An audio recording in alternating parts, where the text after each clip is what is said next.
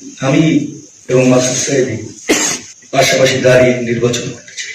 সম্পন্ন হয়েছে দেশব্যাপী জাতীয় সংসদ নির্বাচনে যেসব প্রার্থী মনোনয়নপত্র জমা দিয়েছেন তাদের যাচাই বাছাইয়ের কাজ শনিবার সারা দেশের রিটার্নিং কর্মকর্তার কার্যালয়ে সকল পক্ষের উপস্থিতিতে মনোনয়ন যাচাই বাছাইয়ের ফলাফল জানানো হয়। যাচাই বাছাইয়ে বিভিন্ন দলের শীর্ষ একাধিক নেতাসহ স্বতন্ত্র অনেক প্রার্থীর মনোনয়ন বাতিল হয়েছে। এ নিয়ে বেশ কিছু জায়গায় দেখা গেছে পক্ষে বিপক্ষের উত্তেজনাও। তবে পিরোজপুর 1 আসনে এক বেনজির উদাহরণ সৃষ্টি করেছেন বিএনপির মনোনীত প্রার্থী অধ্যক্ষ আলমগীর হোসেনে। জামায়াত মনোনীত প্রার্থী ছিলেন প্রয়াত জামাত নেতা মৌলানা দেলোয়ার হোসেন সাঈদীর ছেলে মাসুদ সাঈদী। যাচাই বাছাইয়ের এক পর্যায়ে তার প্রার্থিতা নিয়ে জটিলতা তৈরি হয়। তখন বিএনপি মনোনীত প্রার্থী অধ্যক্ষ আলমগীর হোসেন নিজের তরফ থেকে নো অবজেকশন বলেন। সামাজিক যোগাযোগ মাধ্যমে ছড়িয়ে পড়া এক ভিডিওতে তাকে বলতে শোনা যায়, আমরা দীর্ঘদিন একসাথে ছিলাম, আমি এবং মাসুদ সাঈদী